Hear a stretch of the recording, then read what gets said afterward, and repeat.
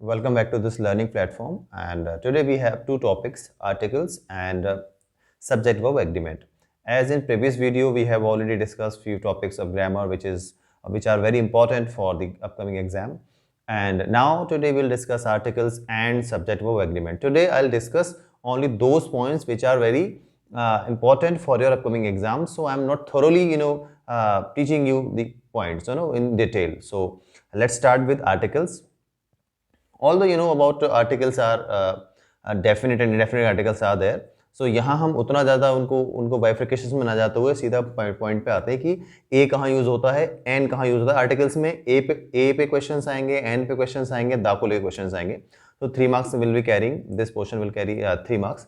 सो इस 3 मार्क्स में आपको ए से कैसे क्वेश्चन पूछे जाएंगे, एन से कैसे पूछे जाएंगे और आपका दा से कैसे पूछे जाएंगे. तो ए इज़ वेरी बेसिक कि हम ए जो आर्टिकल हम कैसे यूज करते हैं. सिंपल सी बात है, जब हमें जो काउंटेबल्स होते हैं, काउंटेबल नाउन्स होते हैं, समझ में आया. काउंटेबल नाउन का मतलब है कि जिनको आप काउंट कर सकते हैं सीधा सीधा नंबर्स में. कुछ भी चीज जो काउंटेबल्स है उनमें हम उसको स्पेसिफिक करने के लिए हम उसको क्या करते हैं, ए और एन का यूज करते हैं. ठीक है. कभी भी जो आर्टिकल्स हैं ए और एन जो हैं वो कभी भी प्लूरल्स के साथ नहीं आएंगे. एक बात तो ये आप बिल्कुल समझ लीजिए. प्लूरल का मतलब जैसे बुक्स है या कोई भी प्लूरल वर्ड है, बुक्स हो गया, ठीक है, पेन्स हो गया, या आपका बैट्स हो गया, बॉल्स हो गया, तो कभी भी इससे पहले ए या एन नहीं आएगा, हमेशा सिंगुलर नाउन के साथ आएगा. ठीक है. अगर कहीं सेंटेंस में दिया तो सेंटेंस में वो एरर है. ठीक है. लेकिन क्वेश्चंस ऐसे नहीं आएंगे. क्वेश्चंस आएंगे कि आपको फिल द आर्टिकल, कि फिल अप्रोप्रिएट आर्टिकल. तो अब आप आर्टिकल आपको समझना है, किस चीज से समझना है. एक तो ये कि आप काउंटेबल से समझ जाओगे. ठीक है. दूसरी चीज समझने वाली ये है कि कहाँ आपको ए लिखना है, कहाँ आपको एन लिखना है. तो ए आप कैसे समझोगे कि जितने भी कॉन्सोनेंट साउंड्स हैं, ठीक है, कॉन्सोनेंट साउंड्स जो हैं उससे जो भी वर्ड शुरू हो रहा है, कॉन्सोनेंट साउंड में क्या क्या आता है आपका. ठीक है. वैसे जो हम आप लोगों ने अब तक जो पढ़ा होगा उसमें आप लोगों ने पढ़ा है कि ए ई आई ओ यू वावल होते हैं. हालांकि ये वावल लेटर्स होते हैं, साउंड्स तो वावल साउंड्स होते हैं 20.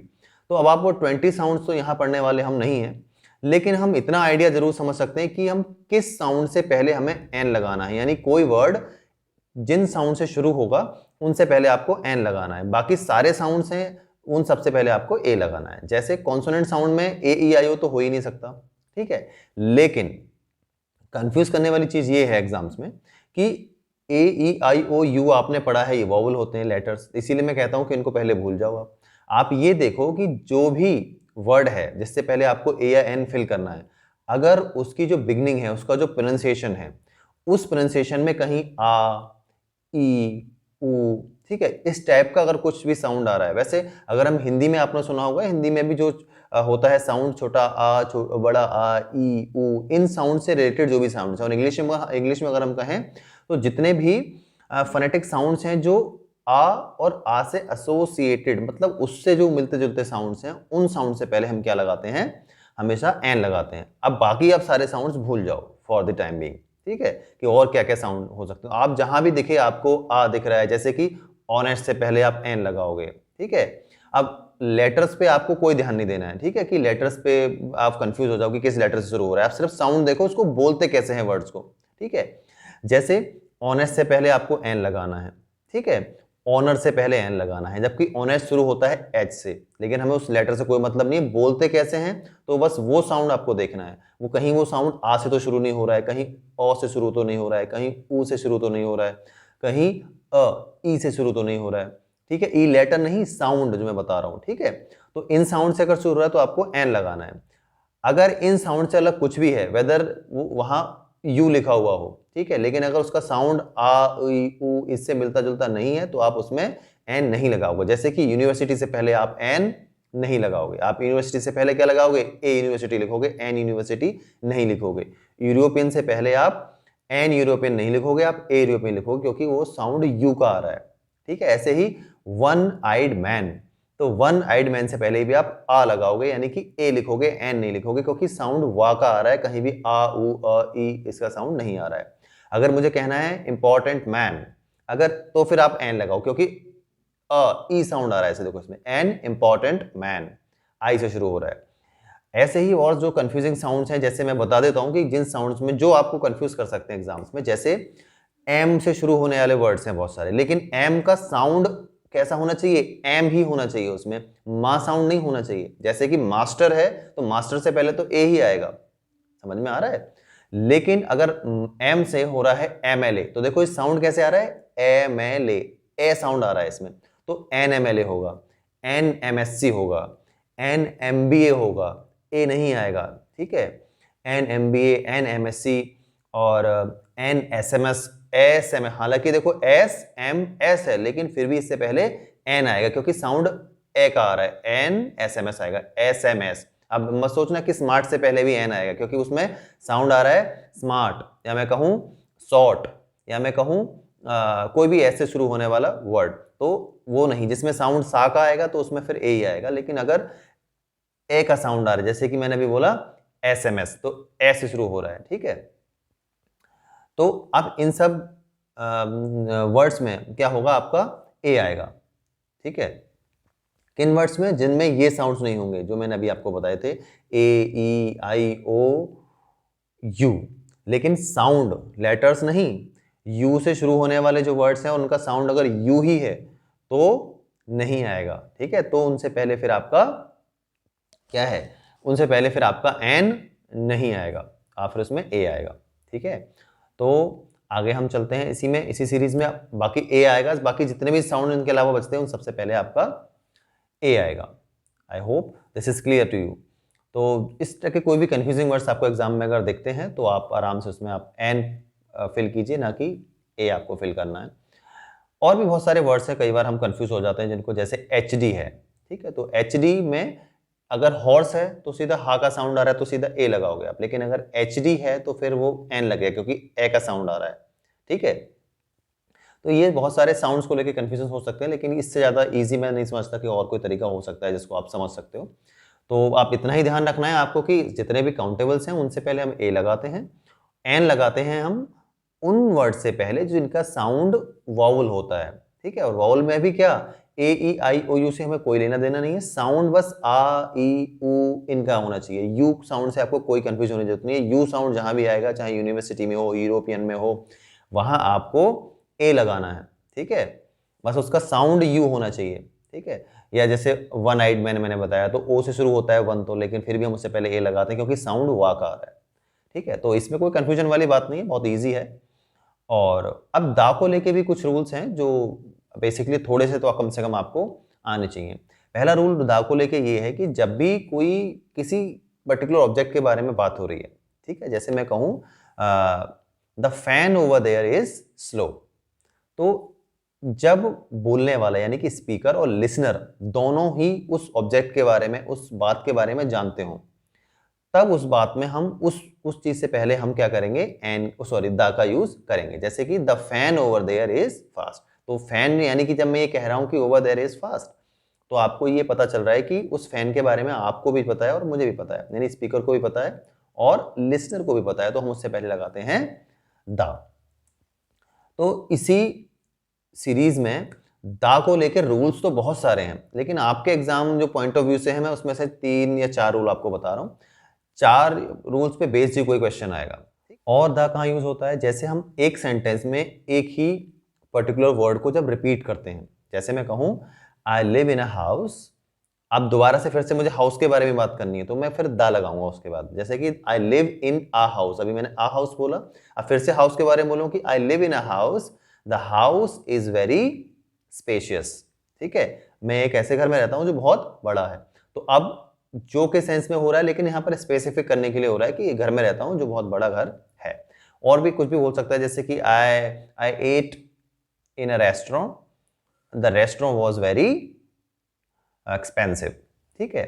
एट का मतलब मैंने एक रेस्टोरेंट में खाया, रेस्टोरेंट बहुत ज्यादा कॉस्टली, यानी कि एक वर्ड पहले यूज हुआ तो उससे पहले हमने आ लगाया, वही वर्ड अगर रिपीट हो रहा है किसी सेंटेंस में, ध्यान रखना एग्जाम टाइम पे, तो फिर उसको नेक्स्ट टाइम उससे पहले आएगा आपका दा को यूज करते समय। एक चीज और ध्यान रखनी है आपको कि किसी भी कंट्री के नेम से पहले, सिटी के नेम से पहले, ठीक है, लेक के नेम से पहले, माउंटेन के नेम से पहले, इन नेम से पहले हम जनरली दा नहीं लगाते हैं, ठीक है।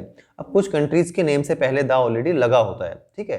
तो नेम अगर ऑलरेडी किसी के नेम में एडेड है तो फिर आप उसको हटाओगे नहीं, ग्रामेटिकली आप नहीं लगाओगे। जैसे कि आप ये समझ के चलो कि आपको बोलना है आई लिव इन मथुरा, ठीक है। तो आप जबरदस्ती दा नहीं लगाओगे उसमें। अगर किसी शहर का नेम ही है, सपोज जैसे उस कंट्रीज के नेम से पहले ऑलरेडी एडेड है, ठीक है, तो उस पर अलग अलग ग्रामेरियंस के अलग अलग उसमें पॉइंट ऑफ व्यू है। कुछ कुछ बताते हैं, कुछ कहते हैं कॉमन नाउन है, यूज हुआ है, कुछ कहते हैं कि फ्रेज है।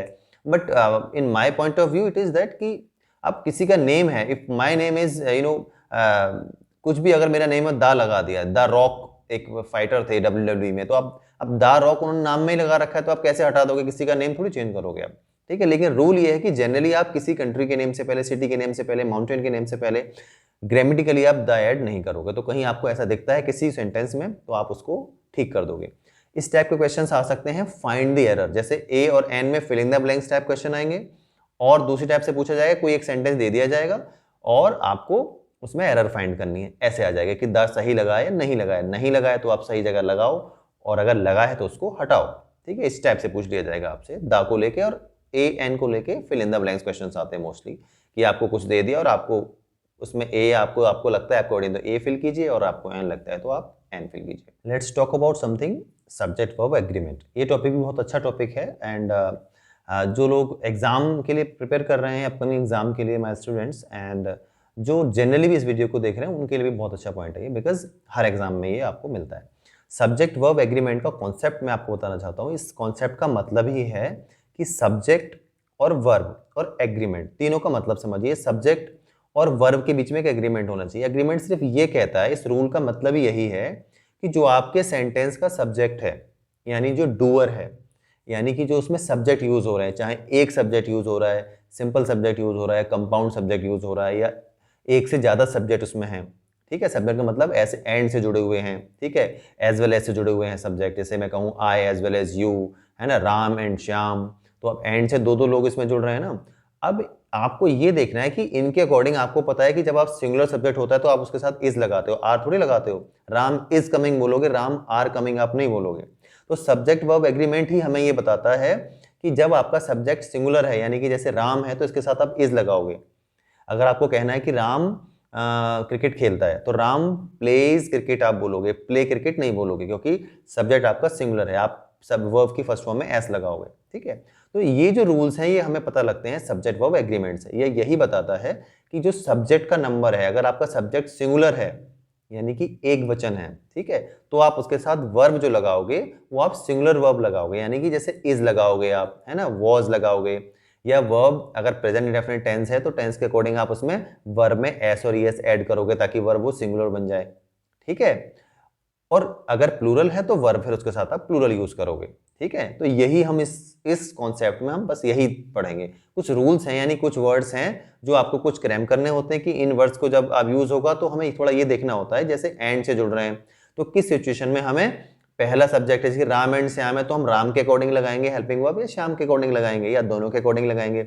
ये सब कुछ हम इसमें हम सीखेंगे, ठीक है। तो पहला रूल जो इसमें है वो ये कहता है, मैं कुछ ही रूल पढ़ाऊंगा इसमें से, सिलेक्टेड रूल्स जो कि इंपॉर्टेंट हैं, और उन रूल्स पे बेस्ड क्वेश्चंस आपके एग्जाम में आपको मिलेंगे, ठीक है। तो इसमें हम सबसे पहला रूल है कि जब दो सब्जेक्ट या दो नाउन, ठीक है, आपस में जुड़े हैं एंड से जुड़े हैं, जैसे मैं कहूं ऑयल एंड वाटर, तो ऑयल अलग है और वाटर अलग है। अब दोनों अलग अलग हैं, ये ध्यान रखना। एंड से ऐसी भी चीजें जुड़ सकती हैं जो एक ही आइडिया को मतलब रिप्रेजेंट करती हो। तो पहला रूल ये कहता है कि दो अलग अलग चीजें जब एंड से जुड़ी हो, जैसे कि oil and water, car and bike, तो आप इनके साथ प्लूरल वर्ब लगाओगे, यानी कि आप इनके साथ क्यों लगाओगे प्लूरल, क्योंकि दो चीजें हो गई, ये प्लूरल हो गया ना मिलके, ऑयल अलग हो गया, वाटर अलग हो गया। तो हम आप अगर हमें बोलना है ऑयल एंड वाटर, तो इसके साथ हम लगाएंगे oil and water do not mix, mix नहीं होते, तो हमने डू लगाया, डज नहीं लगाया हमने।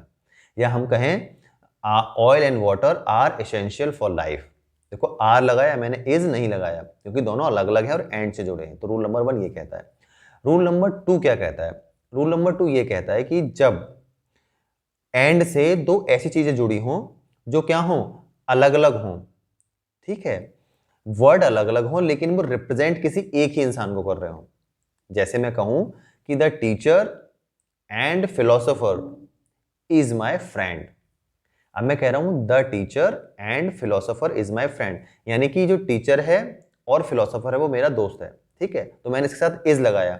अब दो आप कहोगे सर दो अलग अलग वर्ड्स हैं, फिर आपने इज क्यों लगाया? क्योंकि ये एक ही आदमी को रिप्रेजेंट कर रहे हैं। अब आप ये कहोगे कि हमें कैसे पता लगे कि एक आदमी को रिप्रेजेंट कर रहे हैं, दो आदमी को रिप्रेजेंट कर रहे हैं, अलग अलग लोग को रिप्रेजेंट कर रहे हैं। जैसे मैं अगर कहूं the teacher and dancer is my friend, तो अब आप कैसे पता लगाओगे कि आप टीचर को ही डांसर बोल रहे हो, अलग अलग बोल रहे हो? तो उसका तरीका ये है कि अगर इनसे पहले कोई आर्टिकल यूज हो रहा है, जैसे मैंने बोला the teacher and the dancer, अगर मैंने कर दिया तो दोनों से पहले जब आर्टिकल आ जाएगा तो वो दोनों अलग अलग चीजों को रिप्रेजेंट करेगा। तो उस केस में कभी भी हेल्पिंग वर्ब इज उसके साथ नहीं आएगी, यानी कि उसके साथ कभी भी सिंगुलर हेल्पिंग वर्ब नहीं आएगी, या वर्ब के साथ सिंगुलर नहीं आएगी, प्लूरल हो जाएगी, क्योंकि वो दो अलग अलग लोगों को रिप्रेजेंट करेगा। लेकिन अगर इन दोनों वर्ड से पहले कोई भी आर्टिकल यूज नहीं हुआ है, चाहे उसके पहले ए या एन नहीं हुआ है, जैसे अभी हमने बोला था oil and water, car and bike, है ना, are the mediums of transportation, is नहीं आएगा। ठीक है, तो आप क्या समझोगे, आप समझ जाओ कि ये एक ही चीज को रिप्रेजेंट नहीं कर रहे हैं अगर आर्टिकल यूज हो गया कोई भी, और आर्टिकल यूज नहीं हुआ है तो मतलब एक चीज को रिप्रेजेंट कर रहे हैं। और कुछ चीजें ऐसी भी हैं जो आर्टिकल लगा हो या ना लगा हो वो आपको खुद ही पता लग जाती है। जैसे ऑयल एंड वाटर आपको पता है अलग अलग है, कार एंड बाइक है आपको अलग अलग पता चल जाएगा कि अलग अलग है। ठीक है, तो this is also one of the rule. तो ये आपको ध्यान रखना है कि व्हेन, जब कोई दो सब्जेक्ट जुड़े हो किससे, एज वेल एज से, टुगेदर विद से, इन एडिशन टू से, बिसाइड्स से, ठीक है, बिसाइड्स ध्यान रखना, एस लगा है इसमें, बिसाइड्स से, ठीक है, इन वर्ड्स से अगर दो सब्जेक्ट जुड़े हैं, ठीक है, तो आप क्या करोगे कि जो आप इज एम आर या हेल्पिंग वर्ब या वर्ब जो आप लगाओगे वो पहले वाले सब्जेक्ट के अकॉर्डिंग लगाओगे, दूसरे वाले सब्जेक्ट के अकॉर्डिंग आप नहीं लगाओगे। फॉर एग्जाम्पल अगर मैं बोलूं the owner as well as his servants, अब क्या आएगा, एक सेंटेंस मैंने अभी आपके सामने बोला कि the owner and as well as the servants, ठीक है, owner as well as the servants, servants में एस लगा है, इज ऑनेस्ट आएगा या आर ऑनेस्ट आएगा, फोकस ऑन योर लर्निंग, क्या आएगा, इसमें आएगा आपका इज। क्यों आएगा, देखो, क्योंकि हमने अभी रूल में बताया था कि जब in addition to, as well as, together with, इनसे जब दो सब्जेक्ट जुड़े हों तो हम क्या करेंगे, पहले वाले के अकॉर्डिंग, यानी जो पहला सब्जेक्ट लिखा है पहले नंबर पे उसके अकॉर्डिंग हम इज एम आर या वर्ब लगाएंगे। तो द ऑनर क्या है, सिंगुलर है, तो हम लगाएंगे the owner as well as his servants, भले से प्लूरल है सर्वेंट्स लेकिन फिर भी हम इज लगाएंगे, इज ऑनेस्ट। ठीक है, क्यों, क्योंकि पहले वाला जो सब्जेक्ट है वो क्या है आपका, सिंगुलर है, द ऑनर इज सिंगुलर। ठीक है, और भी बहुत सारे सेंटेंस से बन सकते हैं, बिसाइड्स से बन सकते हैं, बिसाइड्स का मतलब होता है के अलावा, जैसे कि several other activities besides teaching keep me busy, several other activities plural है पहला वाला subject, besides teaching keeps me busy wrong हो गया, कीप मी बिजी ठीक हो गया, क्योंकि अब वर्ब कैसी आएगी, प्लूरल आएगी। अगर आपको कीप से समझ में नहीं आ रहा है तो हम इज एम आर से भी इसको समझ सकते हैं। Several other activities besides teaching are the part of my job, are the part, is the part नहीं आएगा, जबकि लास्ट में हमने क्या बोला है, सिंगुलर बोला है ना, टीचिंग सिंगुलर है ना, टीचिंग जो वर्ड है वो क्या है, सिंगुलर है, उसको प्लूरल बना ही नहीं सकते, टीचिंग को पढ़ाना।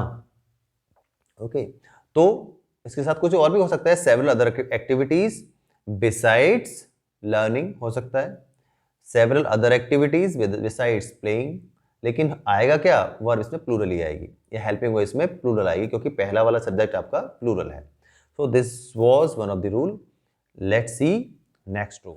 नेक्स्ट रूल स्टेट्स कि जब नॉट ओनली बट ऑल्सो, आपने सुना होगा, नॉट ओनली बट ऑल्सो जब हम किसी सेंटेंस में यूज करते हैं तो उसमें जो हम वर्ब लगाते हैं या हेल्पिंग वर्ब लगाते हैं वो हम उसमें लगाते हैं सेकंड सब्जेक्ट के अकॉर्डिंग। इसमें आप पहले लगा रहे थे अभी तक, हम इसमें हम लगाएंगे नॉट ओनली और बट ऑल्सो। किसी भी सेंटेंस में अगर आ गया तो आप समझ जाइए कि आपको हेल्पिंग वर्ब जो रेक्टिफाई करनी है या जो लगानी है वो सेकंड सब्जेक्ट के अकॉर्डिंग लगानी है। ठीक है, क्वेश्चन कैसे आएगा इस पे, जितने भी सब्जेक्ट वर्ब एग्रीमेंट वाले जो क्वेश्चंस आएंगे वो सब एरर फाइंडिंग के आएंगे। मतलब कोई भी गलत सेंटेंस आपको दे दिया जाएगा, लिखा हुआ एग्जाम में आपको क्वेश्चन पेपर में, आपको सही करके लिखना है। सही कैसे करोगे, इन रूल्स पे बेस्ड, जो रूल आप देख रहे हो इस रूल पे बेस्ड आप उसको सही करोगे। तो नॉट ओनली द स्टूडेंट्स, मैं आपको एक एग्जांपल देता हूं कैसे होगा, not only the students but also the teacher was asked to give a presentation। आ रहा है समझ में?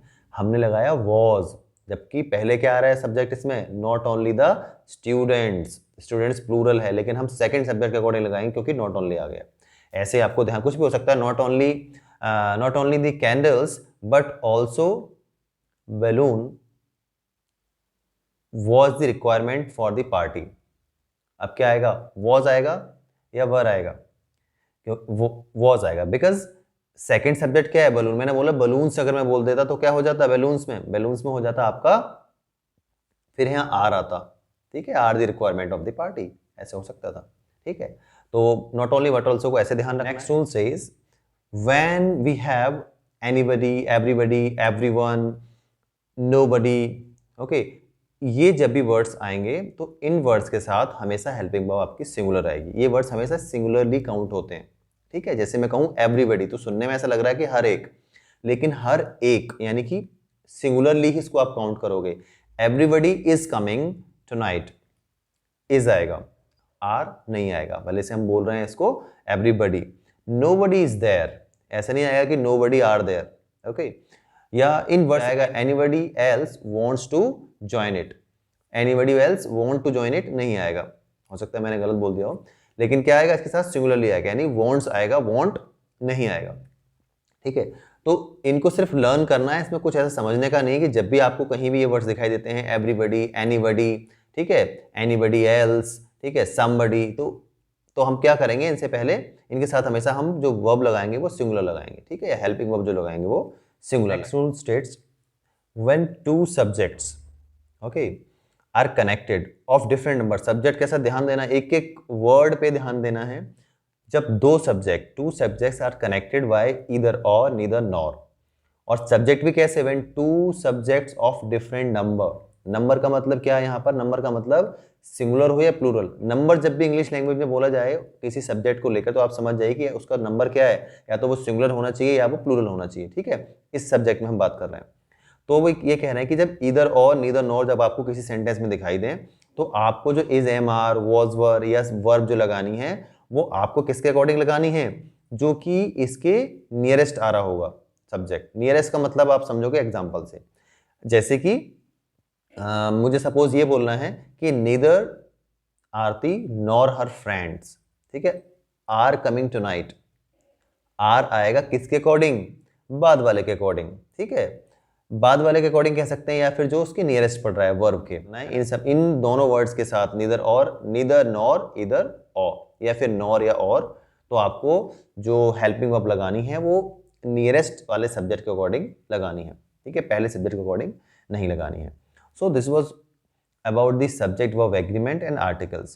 क्वेश्चंस मैंने आपको बता दिए, क्वेश्चंस विल बी आस्क्ड। इसमें हमेशा सब्जेक्ट वर्ब एग्रीमेंट में not only in this particular exam but also whenever we see any kind of exam in India like CHSL, SSC and other state exams, so we find कि इस topics पे based जो questions आते हैं वो हमेशा error finding questions ही आते हैं, ठीक है।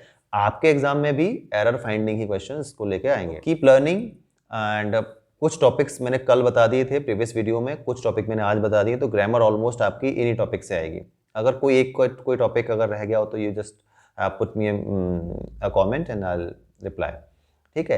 अदरवाइज ग्रामर का पोर्शन जो 15 मार्क्स का है that have been covered and remaining 15 marks are for letter writing and 10 marks is for that chapter or that short story eyes are not here, so वो आपको पढ़नी है स्टोरी, और letter का format I have already told in the class। so अभी आपको करना क्या है कि ये सबको आपको पूरा अच्छे से प्रिपेयर करना है, और good luck and good wishes for your exam. Good day.